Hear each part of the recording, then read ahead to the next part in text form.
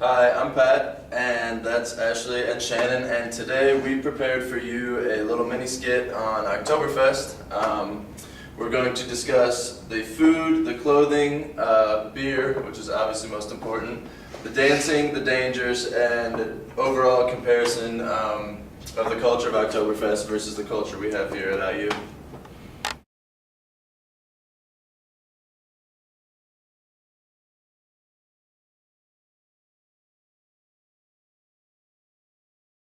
Alright class, so today we're going to talk about Oktoberfest. What do you guys know about Oktoberfest? Like, is there anything around campus that reminds you of it?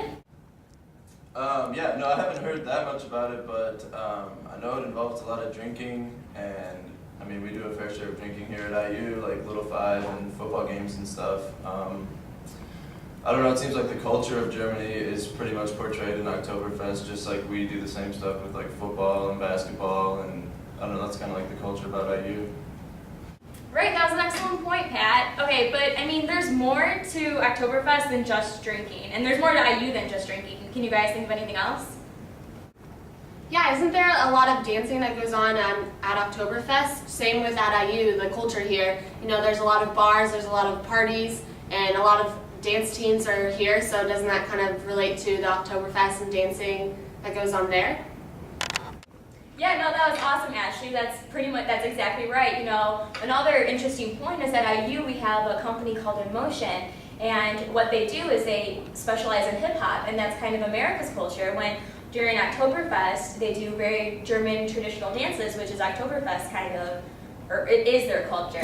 So yeah, that was a very interesting point, Ashley. So now I want to ask you guys about the food, and I know you guys all know about German food because we've all had it before. So tell me what you know is the typical German food for Oktoberfest. Like, what do they eat? Is it specific to it, or do they have it all the time? Well, I know my great-grandma came from Germany, and so she's brought a lot of her heritage over here. She makes the best bread, and obviously we always have Wurst, Lebkuchen, Schnitzel. There's just so many foods that my grandma has brought over here that are delicious, and I'm sure people at Oktoberfest definitely eat them. Yeah, exactly. I know a lot of people who know a lot of the recipes just from like their heritage and from their grandmas or their grandpas. But when you think about Oktoberfest, other than, like Ashley said, like Wurst, Spätzle, and Lebkuchen, what do you think of? Like, what is the big identifier? I mean, I know there's one specific thing that everyone thinks of when you hear Oktoberfest. Yeah, I've heard there's a lot of different, I mean, it's obviously beer we're talking about, and they have a lot of different beer in Germany, light or dark or wheat beer. A lot of wheat beers come from Germany. But they also have like drinking competitions, which is a lot like what we do here at the tailgates. They do like, I don't know, you've seen the big German like beer mugs that they're known for, like Steins and stuff like that. And I don't know, it seems like we've accepted drinking in our culture a lot like they have. Yeah, exactly. I'm glad our class knows so much about alcohol. No, but like on a serious note, there's a lot of dangers when it comes to drinking. And, you know, what do you think the consequences are if people drink at like IU?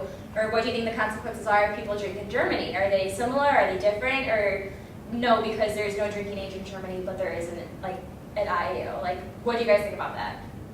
I think in the U.S.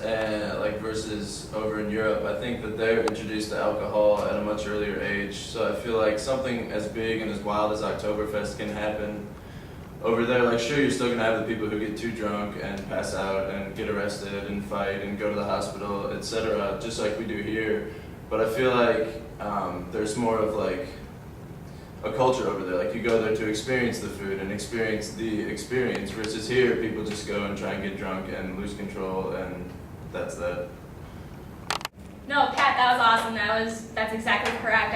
I went over there once for Oktoberfest actually, and a lot of people who were out of control. I mean, there's always an occasional few, but some of them were Americans, and they're giving us a bad name. But okay, anyways, on a lighter note, let's talk about costumes and the clothing that they wear in Oktoberfest. Is like, you know, do we have an occasion in America that reflects like costumes like there is in Oktoberfest? Yeah, and just like the people at Oktoberfest who wear like lederhosen, you know, in America, people dress up for like football games or basketball games or certain athletic events. And also Halloween is a huge holiday, and they're both in October. And also people dress up for certain events like St. Patrick's Day. You know, you wear green. It's kind of like an American idea that if you don't wear it, like, you'll get pinched. And also people dress up with red, white, and blue for 4th of July, just kind of to celebrate American culture, as they do in in Germany to celebrate Oktoberfest for German culture. Good points, Ashley. I'm glad you realized the connection that I was trying to make between Halloween and Oktoberfest and the specific costumes. So that is the end of my Oktoberfest discussion. I'm really glad you guys caught up on the whole relation between the culture of IU being very similar to the culture of Oktoberfest in Germany. They have a lot of similarities, which you guys all point out, and yeah, that's about it. I'm just really glad you guys caught up on all of that stuff. You know, there's the dancing, there's the eating, there's the drinking, which is not necessarily a good thing, which is what we also talked about. And yeah, I mean, I'm pretty glad with how this class worked with that.